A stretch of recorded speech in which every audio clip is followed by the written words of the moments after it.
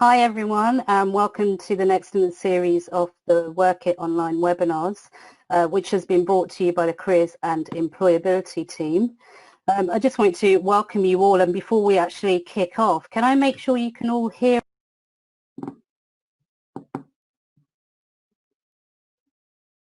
So I think we have enough people who have attended. I'm going to be under the assumption that you are able to hear, so I'm just going to get underway because we have got quite a lot to cover. Today, for those of you who don't know, my name's Rashida. I'm the Senior Careers Advisor, and I'll be facilitating a discussion and also at the end jumping on just to talk to you about the different ways you can be using your time to boost your employability over the coming months. I'm also joined here by Jenna and Alexandra from the Global Talent Programme, and they're going to be giving you some more information on how you can register and still be accredited for all the virtual extracurricular activities you may be getting involved in over the coming months. In addition to that, we're really lucky to have Emma Davis, who's a Student Opportunities Manager at the Student Union, and she's going to be giving you loads of different ideas around virtual volunteering opportunities, and you can still get involved in clubs and societies even though it might be virtually. In addition, really fortunate for two current volunteers, very active ones, who are here to talk to you about how they've been spending their time over this lockdown period. So we have Alejandra and Michael, who are going to be giving you some good top tips and sharing some of the great things that they've been doing.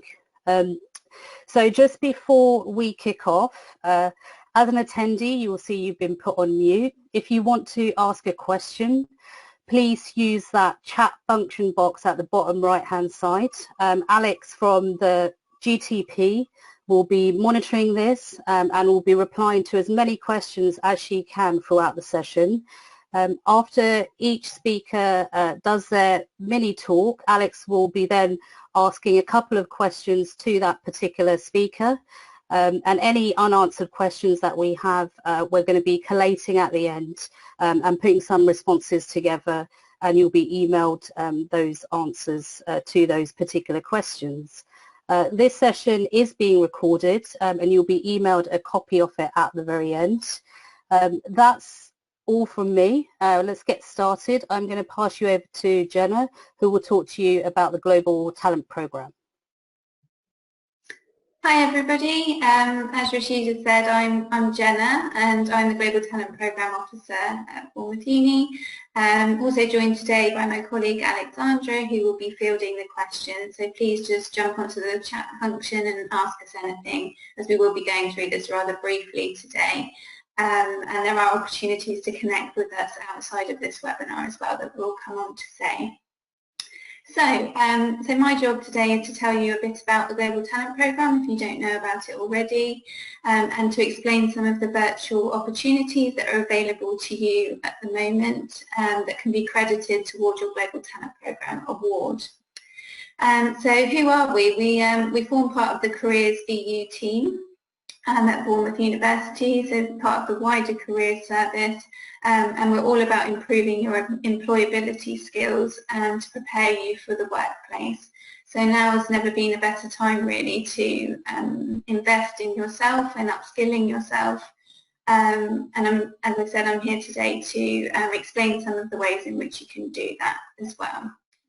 So the Global Talent Programme itself is our extracurricular skills award. It's open to all students at Bournemouth University, no matter what level of study you are, so completely open to everybody, and it's a big community that you can become a part of really. We all know now it's a really important time as well to have a good online profile of yourself. So the Global Talent Programme allows you to upskill yourself in these areas and put this on your online profile, on your LinkedIn profile, as you will get a certificate at the end of the awards that you can use in your award section of your LinkedIn profile and talk to employers about as well. So how is the Global Talent Programme made up? It's made up of these different areas. So we're all about experiential learning, really, so learning through experience. There's over 100 activities that you can get involved with upon signing up to the programme. Lots of these are physical activities, but there's also lots of virtual activities as well, and online programmes that you can work through in your own time to gain activities towards your digital badges. A big part of the Global Talent Programme is the work and study abroad element as well. So we really believe that by gaining experience internationally, whether that's remotely at the moment or in person, is a really important part of becoming an all-rounded individual. So being able to understand other cultures and be empathetic towards people who may think differently to you is really important, we think, in terms of going out into the global marketplace. So yeah, through our global engagement team at Bournemouth University, we work with them to promote student mobility opportunities and work abroad opportunities and volunteer opportunities as well. And lots of these at the moment are virtual, which I'll come on to explain in a second. The Global Talent Programme as well runs a series of workshops throughout the academic year, which are led by industry experts in different fields.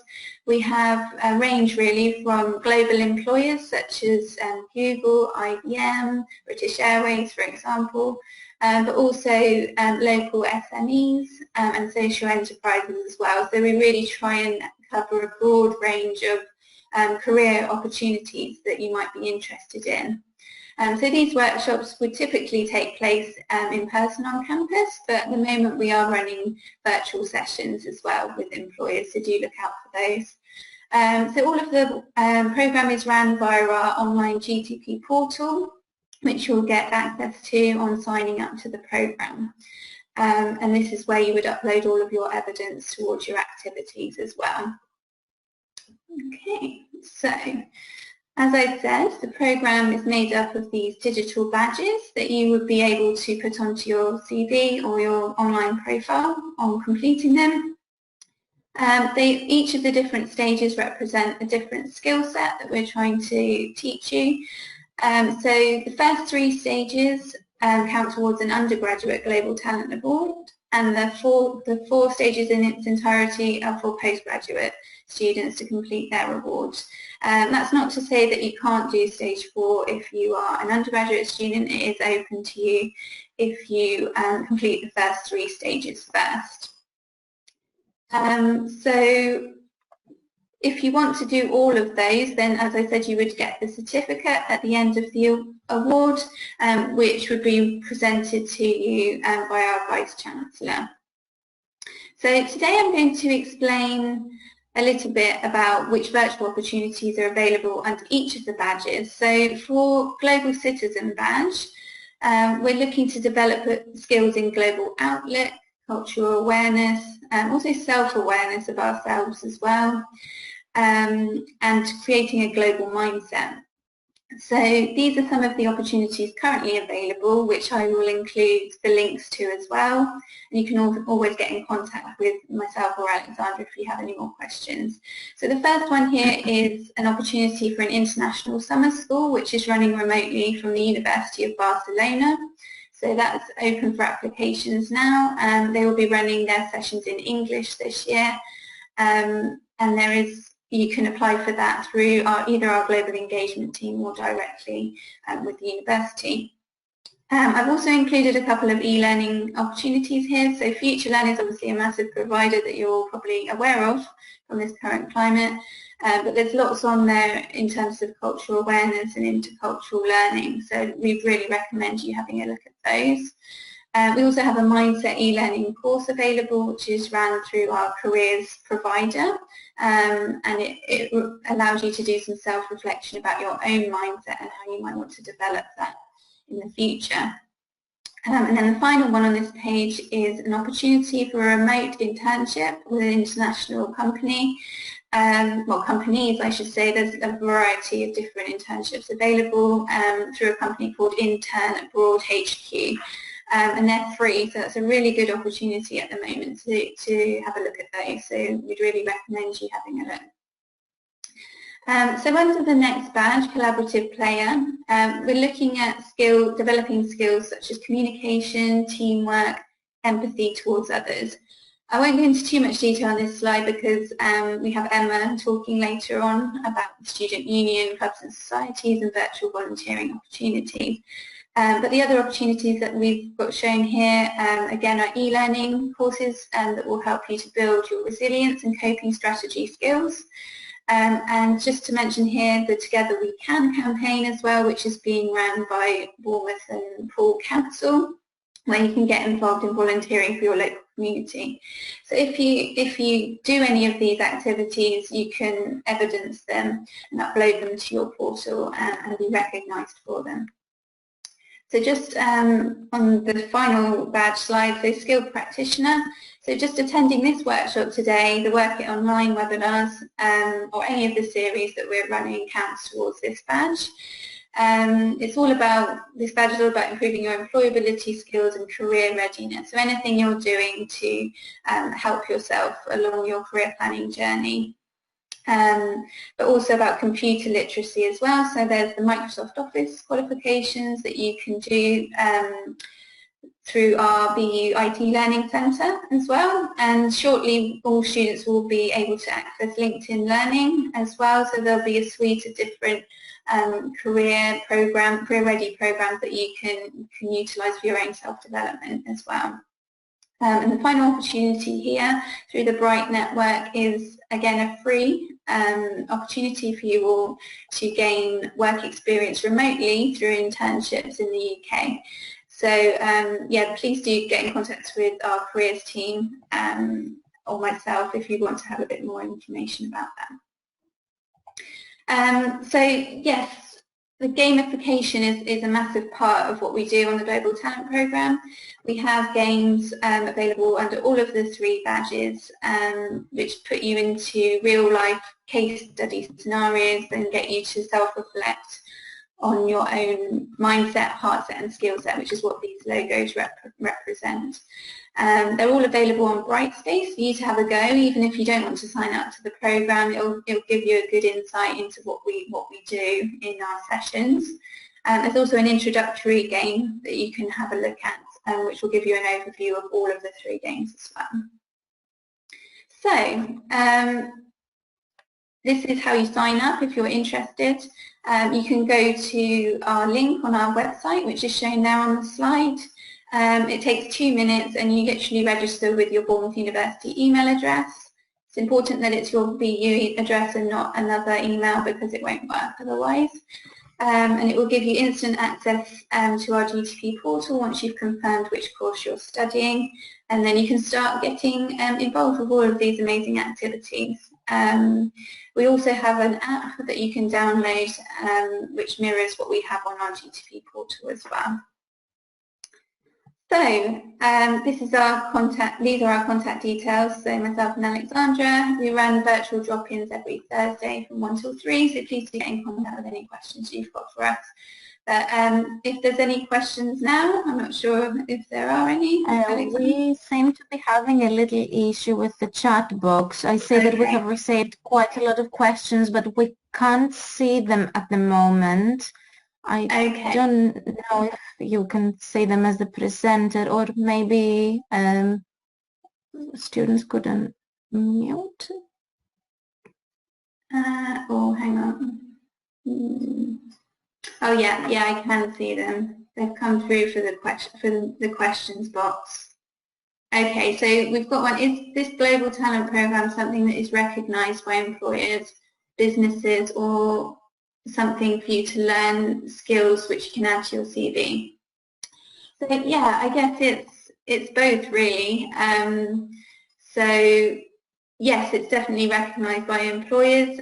If you have a look on our web pages, we've definitely got lots of employer testimonials available, which says how important this is for students to be working on their softer skills, like the ones I've been explaining, because there's sometimes some skills gaps in some of these areas, such as problem solving and digital skills as well, a big one that employers are looking for. So if you can show you're really working on those in this time period and can verbalise it at an interview or when applying for jobs, then that's something they're really looking for.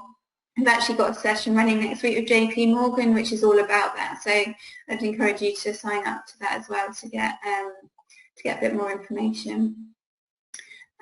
So yes, that's the. Ooh, I'll try and have a look at some more, but maybe if we move on and then I can come back to that as well. Okay. So yes, so now we have Alejandra, who's going to talk to us about her experience on the Global Talent Programme and how she's been working on setting up her own business during this lockdown as well. So welcome to Alejandra. Thank you. Hi guys, yeah, so as Jenna mentioned, my name is Alejandra Carreño Garzón. I'm a final year industrial design student at BU, and I'll be talking to you a bit more about my experience with GTP and how it impacted my educational and professional life. So I came to learn about the GTP program in my final year of university after having already done quite a few range of activities in my university in my first 3 years of university. However, seeing that I only had a few activities left, I decided to go ahead and do the certificate. And when I decided to go ahead and complete the program, I believe it has been one of the biggest decisions in my educational life, and also it's impacted my work life greatly as well, because I'm utilizing the network and knowledge learned to launch my app. It's an educational app and it's got an environmental aspect. I'm incorporating my values, my abilities and my skills merged with the knowledge that I acquired through GTP, either directly or indirectly, and the activities that I did as well.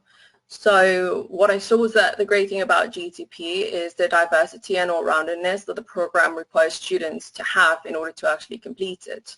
And it makes you push to explore areas that maybe you hadn't considered before, and it gives you access to knowledge that you never knew would be helpful. So to complete the GTP, as Jenna mentioned, you have to do certain badges and complete certain number of workshops with skills and so to demonstrate the all-roundedness. I want to give you a bit of some examples of the badges that I did myself. So for languages, I did Mandarin learning and French, and I did this through Languages at BU. Before I went to my placement year in China, I did some of the courses they have virtually, and then afterwards when I came back I did the Conversation Club. I also did some student cultural liberation events, which were the LGBT events and the events for Black History Month, which helped me open up my mind a lot more. As well, as I mentioned, I went to China to do my placement year, and I got these through My Careers Hub in one of the posts. And I also did varsity. I was part of the varsity women's football team, as well as a committee member in 2 super societies. One of them is the Forbes List, and the other one is Personal Development Society. As you can see, there's a wide range of diversity in the skills that you can learn through the GTP program. And you develop your leadership and group work and other skills through the courses they do or the workshops they do. So I ended up doing more activities than it was required for the GTP, because as you start, you kind of say, okay, I want to learn this, I want to learn that, but at the same time, because you're getting so much value out of it for your personal education and professional life, you just want to continue and do more because there's more available.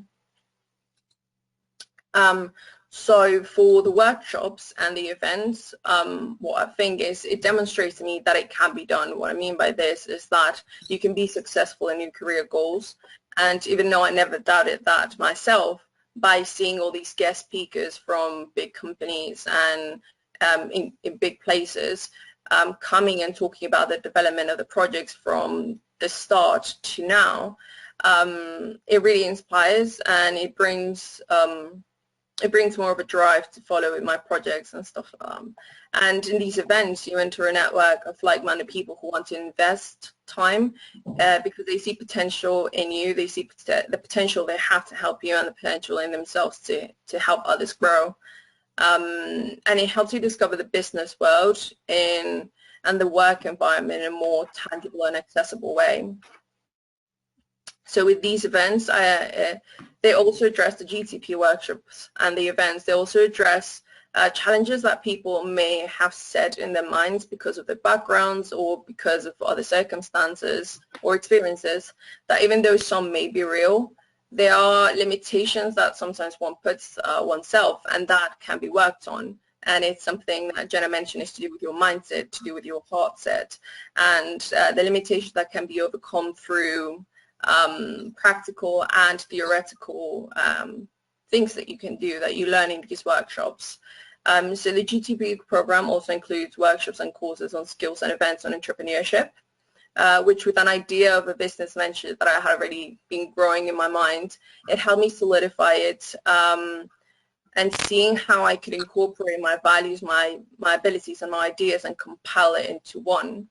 And it also brought a network of people who are open to help, a diverse and inclusive network that to this moment, as I'm building my company, is helping me with contacts and more in the business world. So as an example, for one of the workshops, Nick Rogers, from the head of marketing from Cadbury, well, he talked about marketing, he talked about skill set, and through him, after I stayed after the workshop, because in all of these workshops and events you can stay and talk to them, and everyone's very open to helping, and he's going to give me some contacts for the marketing side. I've also talked to Sukanya Ayatakshi.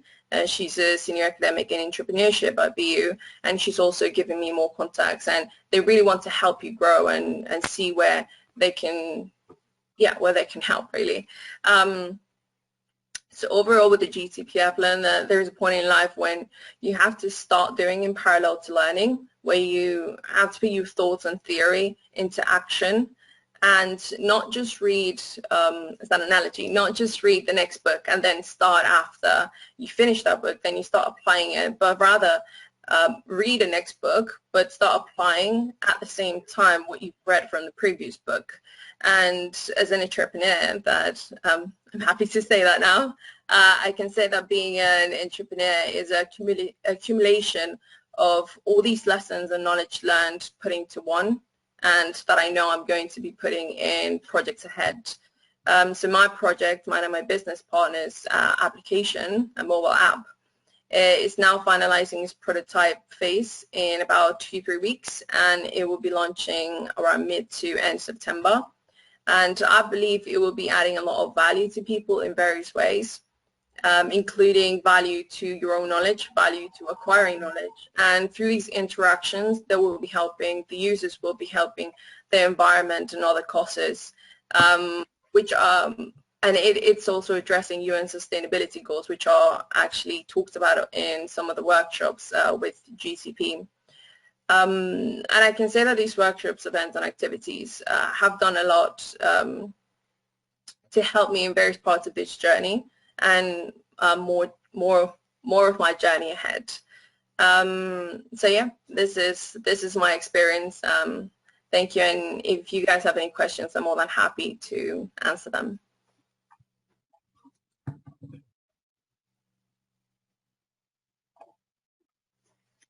We haven't actually had any through for you specifically yet, but if anybody does want to contribute, then I do have access to see those now. So please do filter those in, and I can maybe ask Alexandra afterwards. Alejandra afterwards to answer those. So we'll move on to the next section now. Brilliant. Thank you, Alejandra. That was really super insightful. Now just going to kind of pass you over to Emma Davis, who's the Student Opportunities Manager at SUBU. So yeah, there you go. Thanks, Rashida.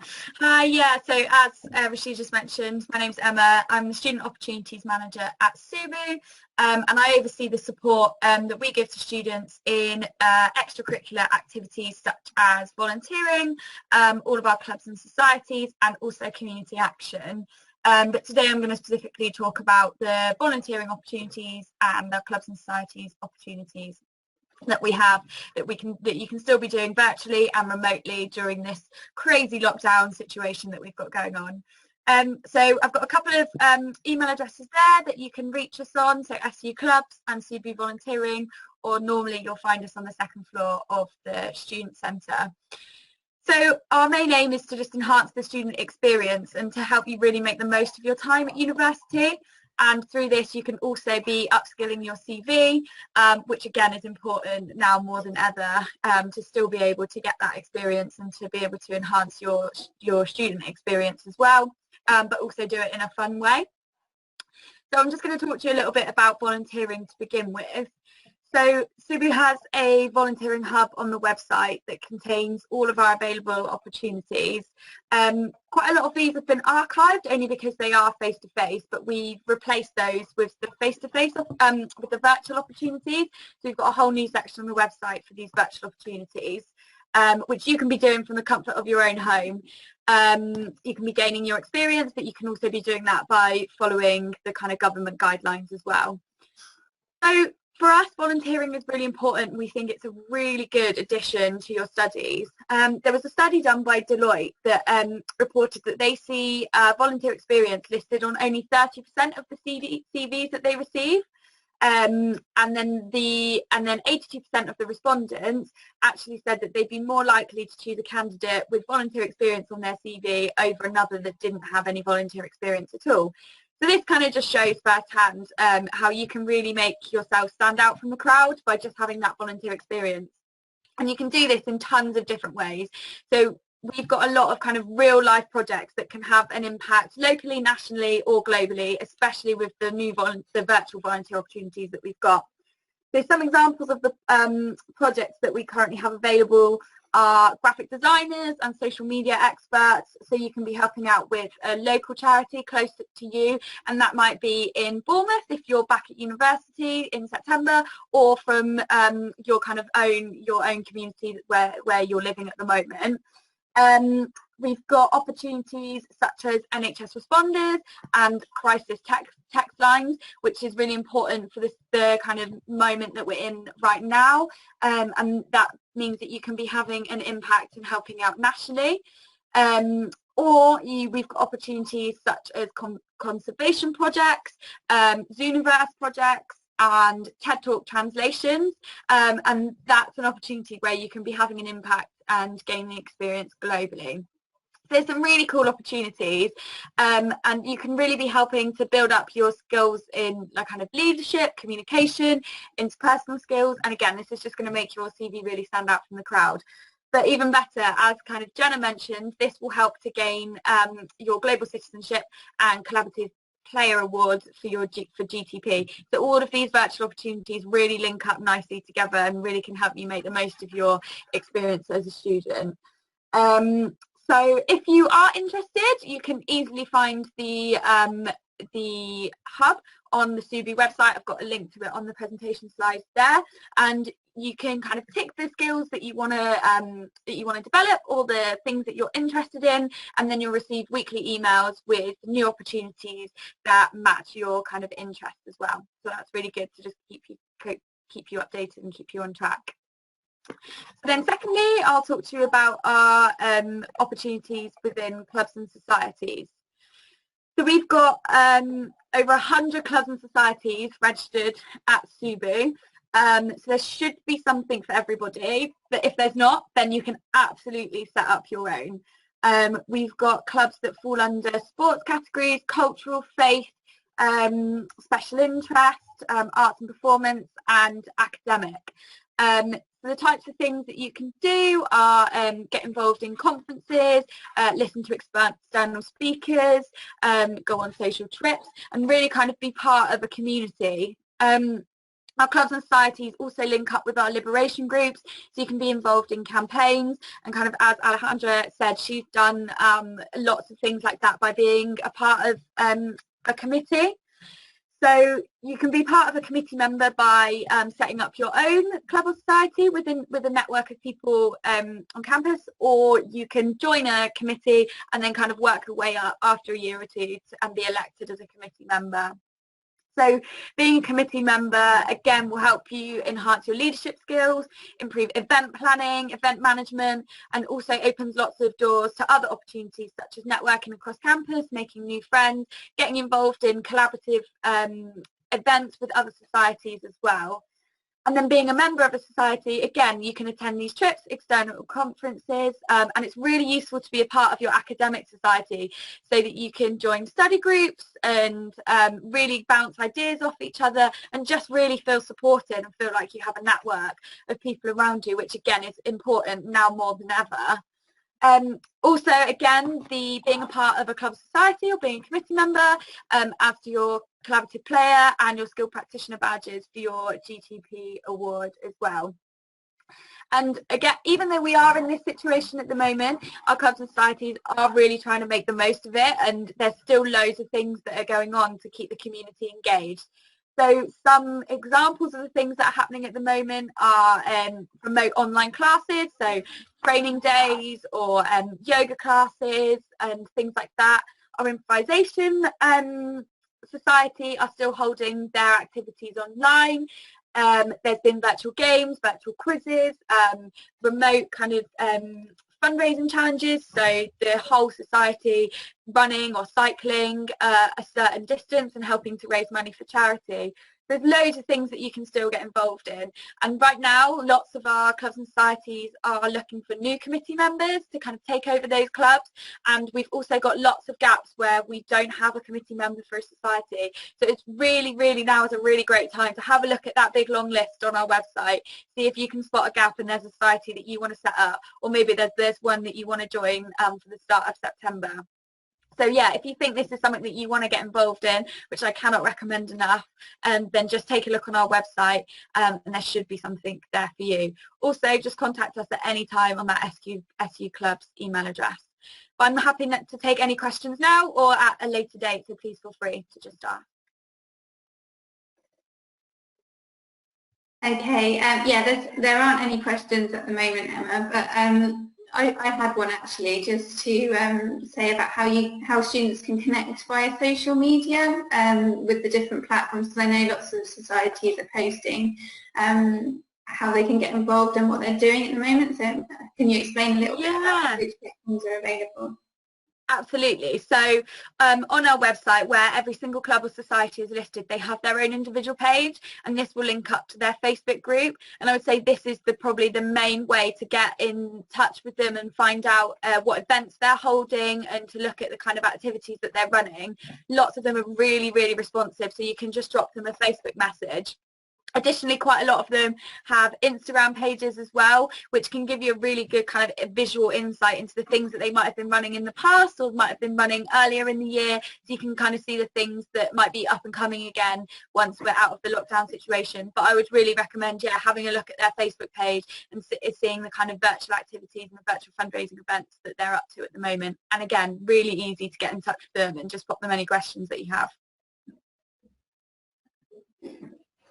Brilliant. Thank you so much, Emma. Lots of good ideas to be getting involved in different things. Moving on then, just want to briefly hand you over to Michael Sanders, who's been a very active kind of volunteer. He set up his own social enterprise and done a few other bits and pieces. So Michael, if you want to share your story. Thank you very much. Yeah, it's been a real pleasure to be part of the Global Talent Programme and get involved in the volunteering activities and the careers events that BU held for me while I was a student at the university. So I graduated last year, and I really I need to pay dues to everything that was run at the university and how that kind of has given me the skills to lay the slabs of my pathway. So since leaving university, I set up a social enterprise which funds and executes community planting projects. So through the Global Talent Programme, I met Brian from Hengistbury Head. He's a Hengistbury Head ranger, and he allowed me to go and plant 4 oak trees at Hengistbury Head. I then continued this community planting work to plant herbs in high street planters, and then I led to getting involved with schools and planting apple trees and different fruit and veg plants. So I make all of this feasible by operating a online eco marketplace, which has a range of over 40 zero waste products now. So it really did like spark in my head that this is what I wanted to do when I was at university. It kind of, I had the time outside of my study to investigate what I enjoyed doing and what was important to me. And so I knew that protecting the environment by selling zero waste products was important, but also regenerating communities by planting trees and veg and helping people be more self-sufficient. Now, the zero waste product sales on my website dropped to 0 over lockdown period. I don't know if it's people being more price conscious or just not really buying anything at all. And I did feel a bit disheartened, but it just kind of refocused me into adjusting and adapting what I was doing to be relevant for the times. And so before the lockdown, as I was saying, I was planting in schools, but I was really engaging with the students there, which was great. But obviously after the lockdown, I couldn't do that. And with sales dropping to 0, there was no funds to do that. But I had started like a little vegetable plant nursery in my garden, and I had hundreds and hundreds of veg plants, which I couldn't really do anything with in the community. So I also saw the growth of people growing their own fruit and vegetables. So I listed some of the surplus on Facebook Marketplace, and within 10 days I made about £500. I had to really scrabble around trying to find compost dealers and everything to meet the demand of what was coming in, and that was the passion that kind of kept on driving me. And it also gave me the funds to then start dropping trays of plants off to schools with compost, not getting involved in the planting and running the plastic-free workshops that I was before, but still providing them with plants to engage in outdoor learning and self-sufficiency. So yeah, just the main point there is just adapting to what's going on and what opportunities there currently are. This may involve changing and refocusing, but sometimes I think that's for the better. It keeps you going as a person and you going as a business or a social enterprise. And yeah, until you get there, it's just these different experiences build who you are and what your career is going to be. So it's really important just to keep on engaging and just keep on trying different things.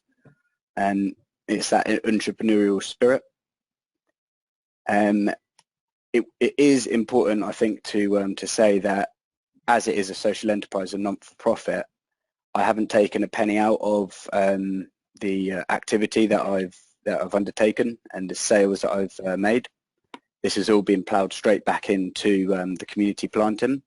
And I have to be realistic. I needed to get a job. I had to pay bills, etc., and think about where my life was going, or is still going, and still finding that out.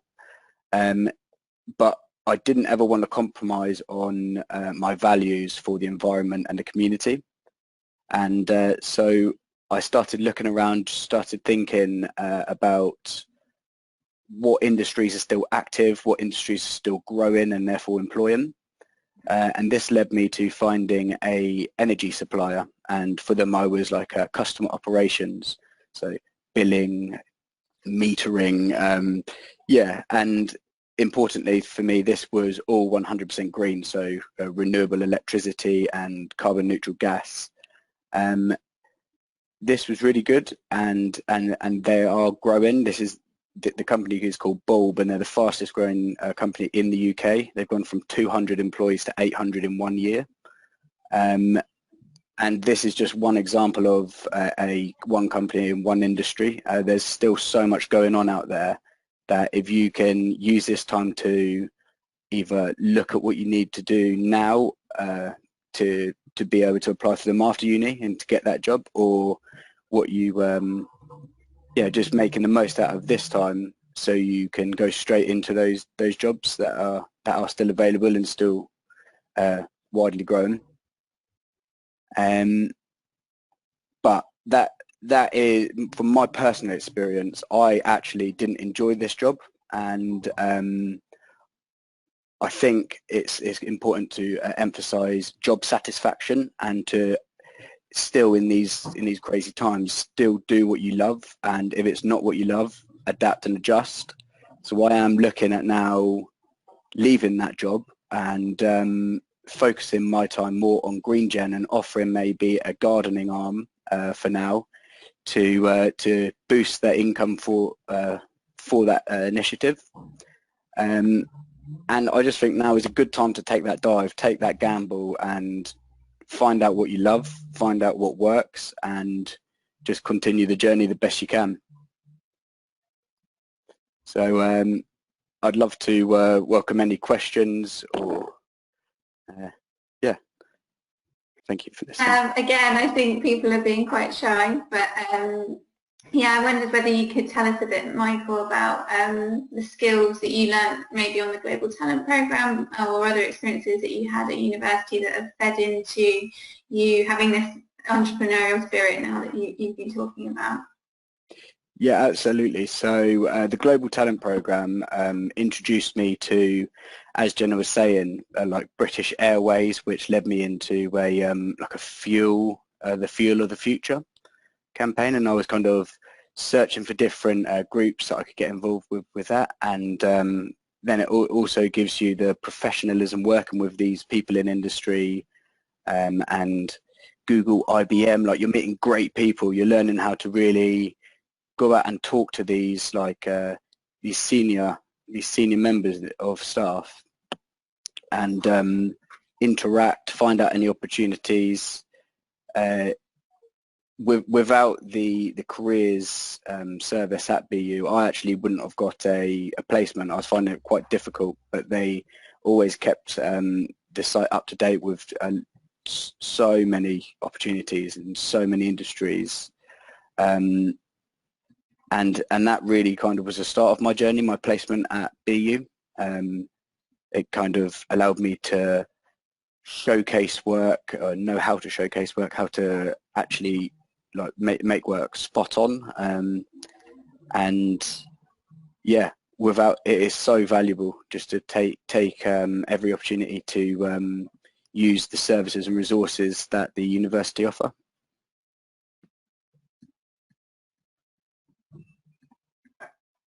Okay, thanks Michael.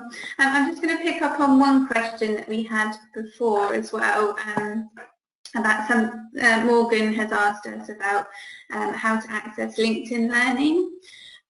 So LinkedIn Learning will be available shortly, I believe, like imminently, but we don't currently, from my knowledge, have the access just yet. So once we do, we will be obviously advertising that to everybody on how you can access it, and we will be having many of the courses available via the Global Talent Programme and Skill Practitioner Badge. So we will be doing that shortly, so that will be available for you. I think we've just had another question, just 1 second. So from Michael, where can you find information about sustainable product development companies? Are there any specific websites?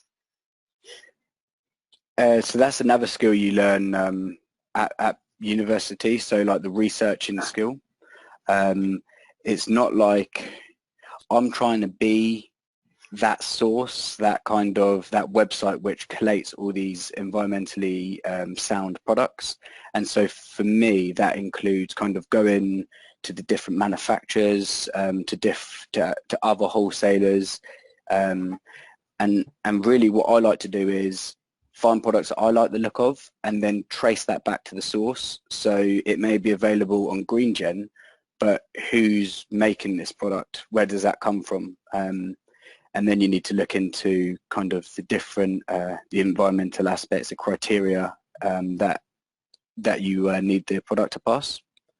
But there's so much out there, and in every product that every business sells, there's a way to increase that sustainability. So I think it's finding them and then raising awareness for them, because they're new products. People they're not familiar with them. So there's a lot of different processes after finding it as well that you need to look into to get that adaptation to the product. I hope that helps. But if not, yeah, just please email me, follow up, and I'd love to help. Thanks, Michael. Yeah, same from our side. Do get in contact if you've got any further questions about that, because our wider careers team might be able to help point you in the right direction to certain websites. And we also have other speakers that we've had on the programme, Global Talent Programme, who have set up their own sustainable businesses that I'm sure will be able to help and connect with you as well. Okay, so Rashida. Yeah, so hi again everyone. We're reaching the end of the session now really, so I just wanted to touch upon some other kind of activities that you can be thinking about outside of what already has been mentioned in terms of, what employers will be looking for to when it comes to increasing your employability. So there's obviously a range of stuff that you can be doing, and in actual fact this time that we have can be seen as a real kind of advantage to boost up some of those skills and expertise. So I kind of broke this down into my top 5 tips really, and then I'm going to kind of move on to show you where you can find very specific resources to these tips that I'm sharing. So the first one is really, obviously we've talked about volunteering, but if you really need to kind of get some cash in the back of your pocket, then working from home, remote working, a lot of employers are starting to offer some of these opportunities. And we've actually collated some of these and created a whole new section on My Career Hub, so you can easily find these and start making your applications for them. Jenna mentioned this briefly, but taking an online course, there are literally hundreds of different short courses you can be taking, anything from, coding to developing some softer skills.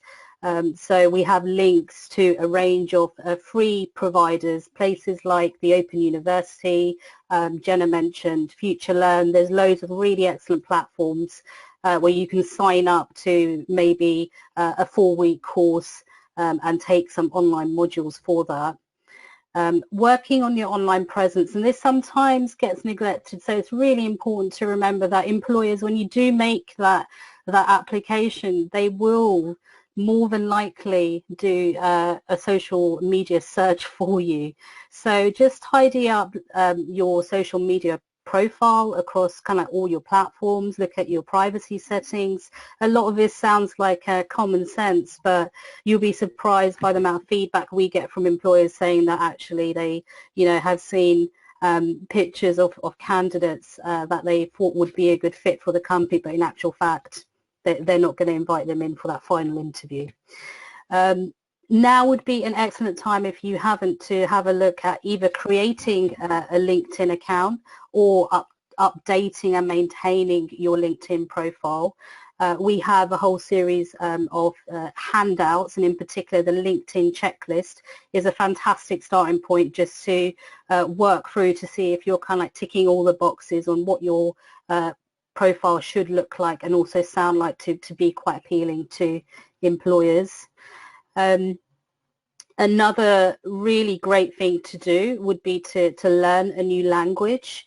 one of the top skills employers are looking for, obviously, in the international global world that we're in, is if you do have another language to offer them. There are, once again, many different platforms that are available for you to practice these over the coming weeks, which you'll find on My Career Hub.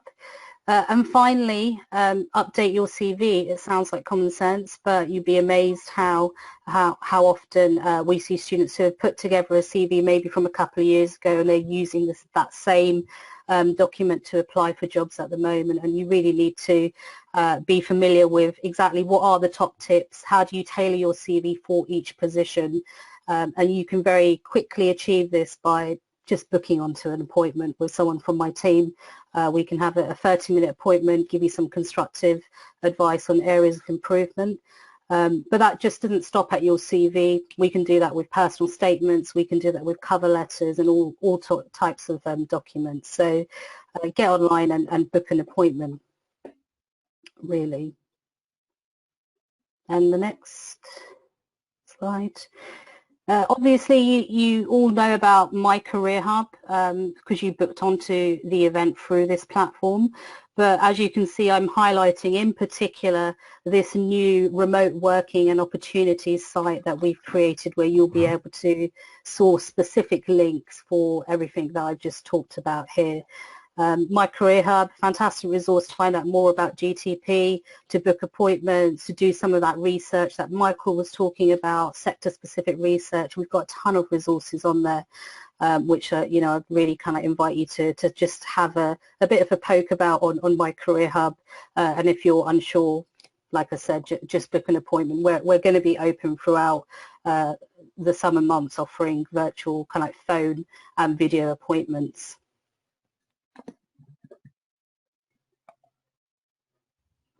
Jenna?